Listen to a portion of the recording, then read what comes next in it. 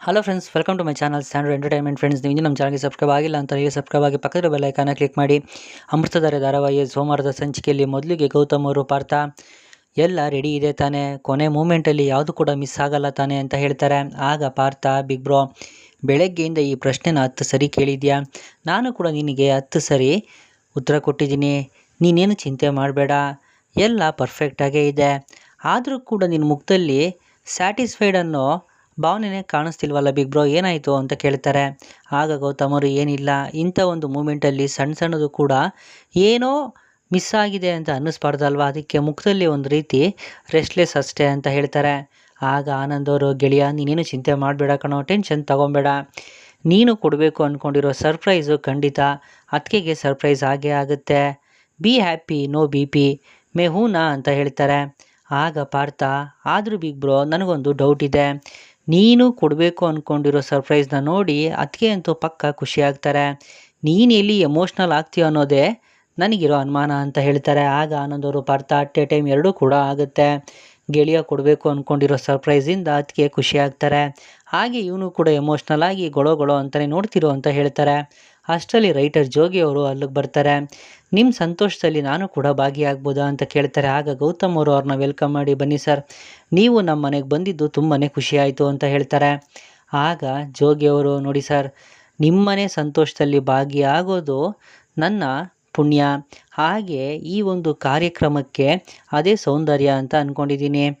ತುಂಬ ಖುಷಿ ಆಯಿತು ಸರ್ ಅಂತ ಹೇಳ್ತಾರೆ. ಆಗ ಗೌತಮ್ ಅವರು, ಒಟ್ಟಿನಲ್ಲಿ ಭೂಮಿಕಾ ಅವ್ರ ಮುಖದಲ್ಲಿ ನಾನು ಕೊಡೋ ಸರ್ಪ್ರೈಸಿಂದ ರಿಯಾಕ್ಷನ್ ಹೇಗಿರುತ್ತೆ ಅನ್ನೋದನ್ನು ನೋಡೋದಕ್ಕೆ ನಾನು ಕಾತುರದಿಂದ ಕಾಯ್ತಿದ್ದೀನಿ. ಒಟ್ಟಿನಲ್ಲಿ ಈ ದಿನ ಭೂಮಿಕಾ ಅವ್ರ ನೆನಪಲ್ಲಿ ಉಳ್ಕೋಬೇಕು, ಅದಕ್ಕೆ ಇದೊಂದು ಸಣ್ಣ ಪ್ರಯತ್ನ ಅಷ್ಟೇ ಅಂತ ಹೇಳ್ತಾರೆ. ಆಗ ಜೋಗಿಯವರು, ಅದು ಸರಿ, ಇವತ್ತು ಸೆಂಟರ್ ಆಫ್ ಅಟ್ರಾಕ್ಷನ್ನು ಭೂಮಿಕಾ ಅವರಲ್ವಾ, ಎಲ್ಲಿ ಅವರು ಕಾಣಿಸ್ತಾನೆ ಇಲ್ಲ ಅಂತ ಹೇಳ್ತಾರೆ. ಆಗ ಗೌತಮ್ ಅವರು, ಭೂಮಿಕಾ ಅವರು ರೆಡಿ ಆಗ್ತಿದ್ದಾರೆ. ಇವತ್ತಿನ ದಿನದ ಬಗ್ಗೆ ಅವ್ರಿಗೇನೂ ಗೊತ್ತಿಲ್ಲ, ಎಲ್ಲ ಸರ್ಪ್ರೈಸಾಗಿ ಇರಲಿ ಅಂತ ಅವ್ರಿಗೆ ಏನು ಹೇಳಿಲ್ಲ ಅಂತ ಹೇಳ್ತಾರೆ. ಆಗ ಜೋಗಿಯವರು, ಹಾಗಾದರೆ ಇವತ್ತು ಪುಸ್ತಕದ ಅನಾವರಣ ಅನ್ನೋದಕ್ಕಿಂತ ಆಶ್ಚರ್ಯದ ಅನಾವರಣ ಅಂತ ಹೇಳ್ಬೋದಲ್ವಾ ಅಂತ ಹೇಳ್ತಾರೆ. ಎಕ್ಸಾಕ್ಟ್ಲಿ ಸರ್ ಅಂತ ಗೌತಮ್ ಅವ್ರು ಹೇಳ್ತಾರೆ. ಆಗ ಆನಂದ್ ಅವರು, ಸರ್, ನಿಜ ಹೇಳಬೇಕು ಅಂದರೆ ಈ ಒಂದು ಐಡಿಯಾ ಗೆಳೆಯನ ಮನಸ್ಸಲ್ಲಿ ಬಂದಾಗಿಂದ ಅವನದು ಒಂದೇ ಉದ್ದೇಶ, ಅತ್ತಿಗೆಗೆ ಯಾವುದೇ ಕಾರಣಕ್ಕೂ ಈ ವಿಷಯ ಗೊತ್ತಾಗಬಾರ್ದು, ಸರ್ಪ್ರೈಸಾಗಿರಬೇಕು ಅನ್ನೋದೇ ಅಂತ ಹೇಳ್ತಾರೆ. ಆಗ ಗೌತಮ್ ಅವರು, ಪಾರ್ಥ, ಒಂದು ಕಾಫಿ ತೊಗೊಂಬರ್ತೀಯ ಅಂತ ಹೇಳ್ತಾರೆ. ಆಗ ಪಾರ್ಥ ಅವರು, ಬಿಗ್ ಬ್ರೋ, ಜೋಗಿ ಸರು ಮೊದಲನೇ ಸರಿ ನಮ್ಮ ಮನೆಗೆ ಬಂದಿದ್ದಾರೆ, ಅವ್ರು ನಮಗೆ ಗೆಸ್ಟು, ನಾನೇ ನನ್ನ ಕೈಯಾರೆ ಕಾಫಿ ಮಾಡ್ಕೊಂಬರ್ತೀನಿ ಅಂತ ಅಲ್ಲಿಂದ ಹೋಗ್ತಾರೆ. ಆಗ ಗೌತಮ್ ಅವರು, ಸರ್ ನೀವು ಮಾತಾಡ್ತೀರಿ, ನಾನು ಹೋಗಿ ಭೂಮಿಕಾ ಅವ್ರನ್ನ ಕರ್ಕೊಂಡು ಬರ್ತೀನಿ ಅಂತ ಹೇಳಿ ರೂಮಿಗೆ ಬರ್ತಾರೆ. ಭೂಮಿಕಾ ಅವ್ರಿಗೆ ರೆಡಿನಾ ಅಂತ ಕೇಳ್ತಾರೆ. ಆಗ ಭೂಮಿಕಾ, ಗೌತಮ್ ಅವರೇ, ನೀವು ಬೆಳಗ್ಗಿಂದ ಸರ್ಪ್ರೈಸ್ ಅಂತ ಹೇಳ್ತಿದ್ದೀರಾ, ಆದರೆ ಏನು ವಿಷಯ ಅಂತಲೇ ಹೇಳಿಲ್ಲ, ನನಗಂತೂ ಯಾವ ರೀತಿ ರೆಡಿ ಆಗಬೇಕು ಅಂತಲೇ ಗೊತ್ತಿಲ್ಲ, ಕ್ವಶನ್ ಮಾರ್ಕ್ ಆಗಿ ಹಾಗೆ ಉಳ್ಕೊಂಡ್ಬಿಟ್ಟಿದೆ ಅಂತ ಹೇಳ್ತಾರೆ. ಆಗ ಗೌತಮ್ ಅವರು, ಅದನ್ನೇ ಅಲ್ವಾ ಸರ್ಪ್ರೈಸ್ ಅಂತ ಹೇಳೋದು, ವಿಷಯ ಏನು ಅನ್ನೋದನ್ನು ಹೇಳಿಬಿಟ್ರೆ ಅದು ಇನ್ಫಾರ್ಮೇಷನ್ ಆಗುತ್ತೆ, ಸರ್ಪ್ರೈಸ್ ಆಗೋದಿಲ್ಲ ಅಂತ ಹೇಳ್ತಾರೆ. ಆಗ ಭೂಮಿಕಾ ಅವರು, ನಿಜ ಹೇಳಬೇಕು ಅಂದರೆ ನೀವು ಯಾವತ್ತೂ ಕೂಡ ಈ ರೀತಿ ಸೀಕ್ರೆಟ್ ಮಾಡೇ ಇಲ್ಲ, ಒಂದೊಂದು ಸರಿ ಚಿಕ್ಕ ಮಗು ಥರ ಆಟ ಮಾಡ್ತೀರಪ್ಪ, ನನಗಂತೂ ಏನು ಹೇಳಬೇಕು ಅಂತಲೇ ಗೊತ್ತಾಗ್ತಿಲ್ಲ ಅಂತ ಹೇಳ್ತಾರೆ. ಆಗ ಗೌತಮ್ ಅವರು, ಹೌದು ಭೂಮಿಕಾ, ಕೆಲವೊಂದು ಸರಿ ನಾವು ಚಿಕ್ಕ ಮಕ್ಕಳಾಗೇ ಇರಬೇಕು, ಆವಾಗೆ ಸಂತೋಷ ಅನ್ನೋದು ದುಪ್ಪಟ್ಟಾಗುತ್ತೆ, ನೀವೇನು ಚಿಂತೆ ಮಾಡಬೇಡಿ, ಆರಾಮಾಗಿರಿ, ಇನ್ನೊಂದು ಸ್ವಲ್ಪ ಹೊತ್ತು ಈ ಕ್ಯೂರಿಯಾಸಿಟಿನ ಮೇಂಟೈನ್ ಮಾಡಿ, ನಿಮಗೆ ಗೊತ್ತಾಗುತ್ತೆ ಅಂತ ಹೇಳ್ತಾರೆ. ಆಗ ಭೂಮಿಕಾ, ಸರಿ, ನಾನು ಹೇಗೆ ಕಾಣಿಸ್ತಿದ್ದೀನಿ ಅಂತ ಕೇಳ್ತಾರೆ. ಆಗ ಗೌತಮ್ ಅವರು ಸ್ವಲ್ಪ ಹೊತ್ತು ನೋಡಿ, ಇವತ್ತಿನ ದಿನಕ್ಕೆ ನೀವು ಯಾವ ರೀತಿ ರೆಡಿ ಆಗಬೇಕೋ ಹಾಗಿದ್ದೀರಾ ಅಂತ ಹೇಳ್ತಾರೆ. ಆಗ ಭೂಮಿಕಾ, ಅಷ್ಟೇನಾ, ನೀವು ಅಷ್ಟೊತ್ತು ಯೋಚನೆ ಮಾಡಿ ಹೇಳಿದ್ದು ಇಷ್ಟೇನಾ, ನಾನೆಲ್ಲೋ ಔಟ್ ಬರುತ್ತೆ ಅಂತ ಅಂದ್ಕೊಂಡ್ರೆ ಜಸ್ಟ್ ಪಾಸ್ ಅಷ್ಟೇ ಅಂತ ಹೇಳ್ತಾರೆ. ಆಗ ಗೌತಮ್, ನೋಡಿ, ನೀವು ಬರೀ ಜಸ್ಟ್ ಪಾಸ್ ಅಲ್ಲ, ಔಟ್ಗಿಂತ ಜಾಸ್ತಿನೇ ಇದ್ದೀರಾ, ಅದು ನನ್ನ ಮನಸ್ಸಲ್ಲೇ ಇರುತ್ತೆ ಅಂತ ಹೇಳ್ತಾರೆ. ನಿಜ ಹೇಳಬೇಕು ಅಂದರೆ ನನಗೆ ತುಂಬಾ ಭಯ ಆಗ್ತಿದೆ ಅಂತ ಹೇಳ್ತಾರೆ. ಆಗ ಗೌತಮ್ ಅವರು, ಇವತ್ತೊಂದಿನ ನನ್ನ ಮೇಲೆ ನೀವು ನಂಬಿಕೆ ಇಡ್ಬೋದು, ಒಟ್ಟಿನಲ್ಲಿ ಈ ಸರ್ಪ್ರೈಸಿಂದ ನಿಮಗೆ ಖುಷಿ ಆಗುತ್ತೆ ಅಂತ ಹೇಳ್ತಾರೆ. ಆಗ ಭೂಮಿಕಾ, ಒಟ್ಟಿನಲ್ಲಿ ಇವತ್ತಿನ ದಿನ ಮಾತಲ್ಲಿ ನಿಮ್ಮನ್ನು ಗೆಲ್ಲಕ್ಕಾಗಲ್ಲ ಅನ್ನೋದು ನನಗೆ ಅರ್ಥ ಆಯಿತು ಅಂತ ಹೇಳ್ತಾರೆ. ಆಗ ಗೌತಮ್, ಇಷ್ಟು ಬೇಗನಾದರೂ ಅದು ಅರ್ಥ ಆಯ್ತಲ್ಲ, ಅದೇ ಸಮಾಧಾನ, ಬನ್ನಿ ಅಂತ ಹೇಳಿ ಕರ್ಕೊಂಬರ್ತಾರೆ. ಹಾಗೆ ಜೋಗಿ ಸರ್ನ ನೋಡ್ತಿದ್ದಾಗೆ ಭೂಮಿಕಾ ಅವರು ಖುಷಿಯಿಂದ, ಜೋಗಿ ಸರ್ ನೀವಾ, ನನಗಂತೂ ತುಂಬಾ ಖುಷಿ ಆಗ್ತಿದೆ, ನೀವು ನಮ್ಮ ಮನೆಗೆ ಬರ್ತೀರಾ ಅಂತ ನಾನು ಎಕ್ಸ್ಪೆಕ್ಟೇ ಮಾಡಿರಲಿಲ್ಲ, ತುಂಬಾ ಖುಷಿ ಆಗ್ತಿದೆ ಸರ್ ಅಂತ ಹೇಳ್ತಾರೆ. ಆಗ ಜೋಗಿ ಅವರು, ಒಂದೊಂದು ಸರಿ ಓದುಗ ಪುಸ್ತಕನ ಉಟ್ಕೊಂಡು ಹೋಗ್ತಾನೆ, ಆದರೆ ಇನ್ನೂ ಒಂದೊಂದ್ಸರಿ ಪುಸ್ತಕನೇ ಓದುಗನ ಹುಡ್ಕೊಂಡು ಹೋಗುತ್ತೆ. ಇಲ್ಲಿನ ವಿಶೇಷ ಏನು ಅಂತಂದರೆ ಬರಹ ಲೇಖಕನ್ನ ಹುಡ್ಕೊಂಡು ಬಂದಿದೆ, ಅದೇ ಬರಹಕ್ಕಿರೋ ಶಕ್ತಿ ಅಂತ ಹೇಳ್ತಾರೆ. ಆಗ ಭೂಮಿಕಾ, ಸಾರಿ ಸರ್, ನೀವು ಹೇಳಿದ್ದು ಏನು ನನಗೆ ಅರ್ಥ ಆಗ್ತಿಲ್ಲ ಅಂತ ಹೇಳ್ತಾರೆ. ಆಗ ಗೌತಮ್ ಅವರು ಭೂಮಿಕಾ ಅವರ ಎಲ್ಲ ಅರ್ಥ ಆಗುತ್ತೆ, ನಿಮಗೆ ಇನ್ನೊಂದು ಸರ್ಪ್ರೈಸ್ ಇದೆ ಬನ್ನಿ ಅಂತ ಹೇಳಿ ಎಲ್ಲರೂ ಕೂಡ ಮನೆಯಿಂದ ಆಚೆ ಬರ್ತಾರೆ. ಮತ್ತೆ ಇಲ್ಲಿ ಇನ್ಸ್ಪೆಕ್ಟ್ರು ಜಯದೇವ್ನ ಸೆಲ್ಲಿಂದ ಆಚೆ ಕರೆದು ನಿನಗೆ ಬೇಲ್ ಕೊಟ್ಟಿದ್ದಾರೆ ಅಂತ ಹೇಳ್ತಾರೆ. ಬೇಲ್ ಕೊಟ್ಟಿರೋದು ಯಾರು ಅಂತ ಜಯದೇವ್ ಕೇಳ್ತಾರೆ. ಸೈನ್ ಆಗಿಬಿಟ್ಟು ಹೊರಗಡೆ ಹೋಗು, ಅವರು ಹೊರಗಡೆ ನಿನಗೋಸ್ಕರ ಕಾಯ್ತಿದ್ದಾರೆ ಅಂತ ಹೇಳ್ತಾರೆ. ಸರಿ ಅಂತ ಹೇಳಿ ಜಯದೇವ್ ಅವರು ಆಚೆ ಬರ್ತಾರೆ. ಅಲ್ಲಿ ಒಬ್ಬರು ಹೆಂಗಸು ಕಾರ್ ಹತ್ರ ವೆಯ್ಟ್ ಮಾಡ್ತಿರ್ತಾರೆ. ಹಲೋ ಜಯದೇವ್ ಅಂತ ಮೊದಲು ಪರಿಚಯ ಮಾಡ್ಕೊತಾರೆ. ಆಗ ಜಯದೇವ್ ಅವರು ನೋಡಿ, ನನ್ನನ್ನು ಜಯದೇವ್ ಅಂತ ಕರಿತಿದ್ದೀರಾ ಅಂತಂದರೆ ನನಗೆ ಬೇಲ್ ಕೊಟ್ಟಿರೋದು ನೀವೇ ಅಂತ ಗೊತ್ತಾಯಿತು. ಆದರೆ ಒಂದು ವಿಷಯ, ಈ ಜಯದೇವ್ ಹಿಸ್ಟ್ರಿ ಬಗ್ಗೆ ಗೊತ್ತಿರೋರು ಬೇಲ್ ಕೊಡಬೇಕು ಅಂತಂದರೆ ಡಬಲ್ ಗುಂಡಿಗೆ ಇರಬೇಕು. ಆದರೆ ನೀವು ನನಗೆ ಬೇಲ್ ಕೊಟ್ಟಿದ್ದೀರಾ ಅಂತ ಅಂದರೆ ಒಂದು ಸಿಂಪತಿಯಿಂದ ಇರಬೇಕು, ಇಲ್ಲ ಅಂತಂದರೆ ನನ್ನಿಂದ ನಿಮಗೇನೋ ಕೆಲಸ ಆಗಬೇಕಿರಬೇಕು ಅಂತ ಹೇಳ್ತಾರೆ. ಆಗ ಆ ಹೆಂಗಸು, ಹೌದು, ನಿಮ್ಮಿಂದ ನನಗೊಂದು ಕೆಲಸ ಆಗಬೇಕು, ಅಂದರೆ ನೀವೊಬ್ಬರನ್ನ ಭೇಟಿ ಮಾಡಬೇಕಿತ್ತು ಅಂತ ಹೇಳ್ತಾರೆ. ಆಗ ಜಯದೇವ್ ಅವರು, ಅಲ್ಲ, ನೀವು ನನಗೆ ಬೇಲ್ ಕೊಡಿಸಿರೋ ಋಣ ಕೊನೆವರೆಗೂ ನನಗೆ ನೆನಪಲ್ಲಿರುತ್ತೆ. ಹಾಗಂತ ಹೇಳಿ ನಾನು ಯಾರ್ಯಾರನ್ನೋ ಬಂದು ಭೇಟಿ ಮಾಡೋಕ್ಕಾಗೋದಿಲ್ಲ. Really sorry. ಯಾಕೆ ಅಂತಂದರೆ ಯಾರೇ ಆದ್ರೂ ಈ ಜಯದೇವ್ನೇ ಬಂದು ಭೇಟಿ ಮಾಡಬೇಕು ಅಂತ ಹೇಳ್ತಾರೆ. ಆಗ ಹೆಂಗಸು, ಇದ್ರ ಹಿಂದೆ ಇರೋ ಉದ್ದೇಶ ನಿಮಗೆ ಅರ್ಥ ಆಗಬೇಕು ಅಂದರೆ ನೀವು ನನ್ನ ಜೊತೆ ಬರಲೇಬೇಕು. ನಾನಿಲ್ಲಿ ನಿಮಿತ್ತ ಮಾತ್ರ, ಆದರೆ ನಿಮಗೆ ಬೇಲ್ ಕೊಡಿಸಿರೋದು ಅವರೇ, ಅದಕ್ಕೋಸ್ಕರನಾದರೂ ನೀವು ಬರಲೇಬೇಕು ಅಂತ ಹೇಳ್ತಾರೆ. ಆಗ ಜಯದೇವ್, ಅದು ಯಾರು ಅಂತ ಹೇಳಿದ್ರೆ ಬರಬೇಕು ಬಿಡಬೇಕು ಅಂತ ನಾನು ಯೋಚನೆ ಮಾಡ್ತೀನಿ ಅಂತ ಹೇಳ್ತಾರೆ. ಆಗ ಹೆಂಗಸು, ನನ್ನ ಜೊತೆ ನೀವು ಬರಲೇಬೇಕು ಅಂತ ನಾನು ನಿಮಗೆ ಬಲವಂತ ಅಂತೂ ಮಾಡೋದಿಲ್ಲ, ಆದರೆ ಈ ಮೀಟಿಂಗ್ ಆದಮೇಲೆ ನಿಮ್ಮ ಭವಿಷ್ಯ ಯಾವ ದಿಕ್ಕಿಗೆ ಹೋಗುತ್ತೆ ಅನ್ನೋದು ನಿಮಗೆ ಗೊತ್ತಾಗುತ್ತೆ, ಅದಕ್ಕೋಸ್ಕರನಾದರೂ ನೀವು ಅವ್ರನ್ನ ಭೇಟಿ ಮಾಡಲೇಬೇಕು ಅಂತ ಹೇಳ್ತಾರೆ. ಆಗ ಜಯದೇವ್ ಅವರು, ಅಂದರೆ ನನ್ನ ಫ್ಯೂಚರ್ನ ಅವರು ಡಿಸೈಡ್ ಮಾಡ್ತಾರಾ? ಏನು ಮಾಡೋಕ್ಕಾಗೋದಿಲ್ಲ.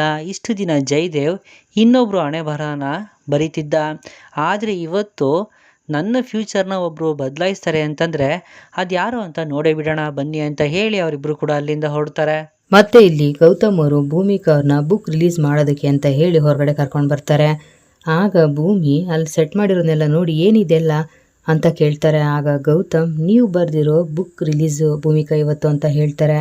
ಆಗ ಭೂಮಿಗೆ ಆಶ್ಚರ್ಯ ಆಗುತ್ತೆ, ಏನು ಹೇಳ್ತಿದ್ರೆ ಗೌತಮ್ ಅವರೇ, ನಾನು ಯಾವ ಬುಕ್ ಬರೆದಿದ್ದೀನಿ, ಏನಿದೆಲ್ಲ ನನಗಂತೂ ಏನು ಅರ್ಥನೇ ಆಗ್ತಿಲ್ಲ ಅಂತ ಕೇಳ್ತಾರೆ. ಆಗ ಗೌತಮ್ ಅವ್ರ ಡೈರಿನ ತೋರಿಸಿ, ಇದನ್ನು ನೀವೇ ಬರೆದಿರೋದು ಅಲ್ವಾ, ಇಷ್ಟು ದಿನ ನೀವು ನನಗೇನೇನೋ ಸರ್ಪ್ರೈಸ್ ಕೊಟ್ಟಿದ್ದೀರಾ, ಆದರೆ ನಾನು ಫಸ್ಟ್ ಟೈಮ್ ನಿಮಗೆ ಈ ಸರ್ಪ್ರೈಸ್ ಕೊಡ್ತಾ ಇರೋದು, ಇದು ನಿಮಗೆ ಇಷ್ಟ ಆಗುತ್ತೆ ಅಂತ ನನಗೆ ಗೊತ್ತಿದೆ ಭೂಮಿಕಾ, ನನಗೋಸ್ಕರ ಏನೆಲ್ಲ ಮಾಡಿದ್ದೀರಾ, ನಿಮಗೋಸ್ಕರ ನನ್ನ ಕಡೆಯಿಂದ ಒಂದು ಸಣ್ಣ ಸರ್ಪ್ರೈಸ್ ಅಷ್ಟೇ ಅಂತ ಹೇಳ್ತಾರೆ. ಆಗ ಆನಂದ್ ಅವರು, ಅದಕ್ಕೆ ಈ ವಿಷಯ ನಿಮಗೆ ಗೊತ್ತಾಗಬಾರ್ದು ಅಂತ ನಾವೆಲ್ಲ ತುಂಬಾ ಕಷ್ಟಪಟ್ಟಿದ್ದೀವಿ ಅಂತ ಹೇಳ್ತಾರೆ. ಆಗ ಅಪರ್ಣ, ಹೌದು ಭೂಮಿಕಾ, ನಿನಗೆ ಈ ವಿಷಯ ಗೊತ್ತಾಗಬಾರ್ದು ಅಂತ ನಾವು ತುಂಬಾ ಕಷ್ಟಪಟ್ಟಿದ್ದೀವಿ ಅಂತ ಹೇಳ್ತಾರೆ. ಆಗ ಪಾರ್ಥ, ಬಿಗ್ಬ್ರು ಅಂತೂ ತುಂಬಾ ಟೆನ್ಷನ್ ಮಾಡ್ಕೊಂಡಿದ್ರು, ಯಾವುದೇ ಕಾರಣಕ್ಕೂ ಅದಕ್ಕೆ ಈ ವಿಷಯ ಗೊತ್ತಾಗಬಾರ್ದು ಅಂತ, ಕೊನೆಗೂ ಸರ್ಪ್ರೈಸ್ ಆಗಿ ರಿವೀಲ್ ಆಯಿತು ಅಂತ ಹೇಳ್ತಾರೆ. ಆಗ ಗೌತಮ್, ಹೌದು, ಕೊನೆಗೂ ನಾವು ಅಂದ್ಕೊಂಡಂಗೆ ಆಯ್ತಲ್ಲ, ಎಲ್ಲಿ ಭೂಮಿಕವ್ರಿಗೆ ಈ ವಿಷಯ ಗೊತ್ತಾಗುತ್ತೋ ಅಂತ ಅಂದ್ಕೊಂಡಿದ್ದೆ, ಸದ್ಯ ಏನೂ ಗೊತ್ತಾಗಲಿಲ್ಲ ಅಂತ ಹೇಳ್ತಾರೆ. ಆಗ ಜೋಗಿಯವರು, ಈ ಬುಕ್ ಹಿಂದೆ ಎಷ್ಟು ಪ್ರೀತಿ ಇದೆ ಅನ್ನೋದು ನಿಮ್ಮ ಮುಖದಲ್ಲಿ, ನಿಮ್ಮ ಕಣ್ಣಲ್ಲೇ ಕಾಣ್ತಾ ಇದೆ.